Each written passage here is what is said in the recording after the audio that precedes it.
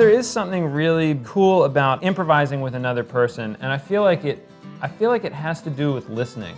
Really, really step back and just really try and take in whatever's coming in. I feel like that's kind of the essence. That's like definitely step one in terms of having that musical conversations.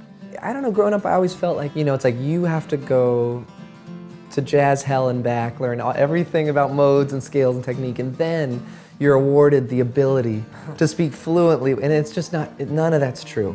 And often that's the catalyst for getting better for me, where I'll play with someone I'm improvising with, and I'll want to play something I realize I actually don't know how to do. I don't know how to support them the way I think they need to be supported. So I go home and I practice and I study the people who can do it well.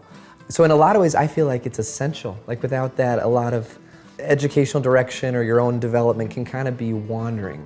I feel like that was a big thing in the writing of this record, is that we would, get together and set aside like an hour. There was a lot that was born of sort of like improvising exercises. We would like sequester ourselves for like an hour apiece, and each guy, the agreement would be like, okay, come back in an hour, write 4 songs. You're still, man, if you got 15 minutes to get something together, like you're turning your improvising brain on.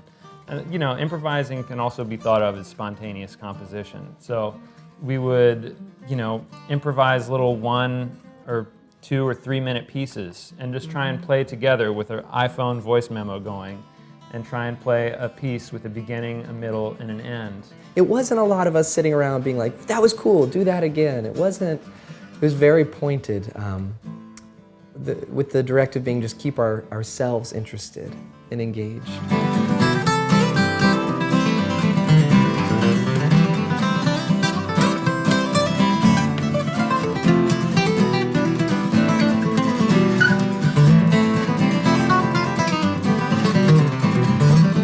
We're talking about spontaneous composition, involves setting up an expectation, which you could consider your theme. This expectation is that this is an event that's worth listening to or following.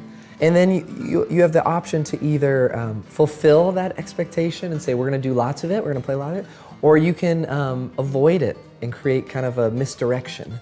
So just because one of us plays something that we think is cool doesn't mean that we need to pounce on. If anything, that's been a big directive for us of like, kind of like point and don't shoot.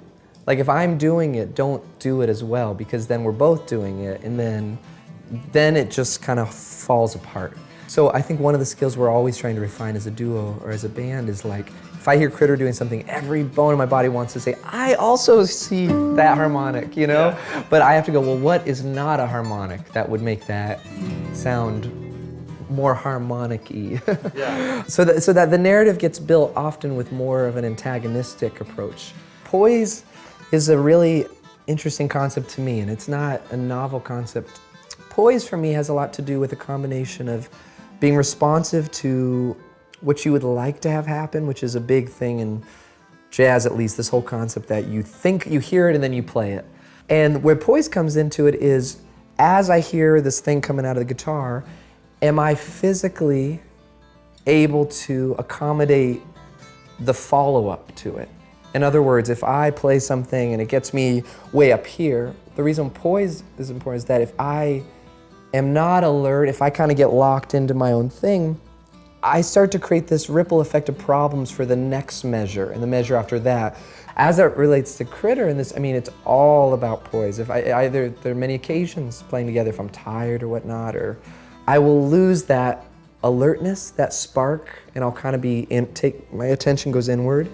What's even worse is that when Critter looks out to me to have any sort of like help or like, hey dude, like we're in this together, I'm unavailable. The simplest way to ignite poise for me is often through distraction. For a second I might be looking at some guy with a funny hat, or I might be like, wow, that's, this is happening. But within short order, all of a sudden, I stand taller, I'm alert. So I try to get distracted as much as possible when we play honestly, and I let something real bring me back into focus.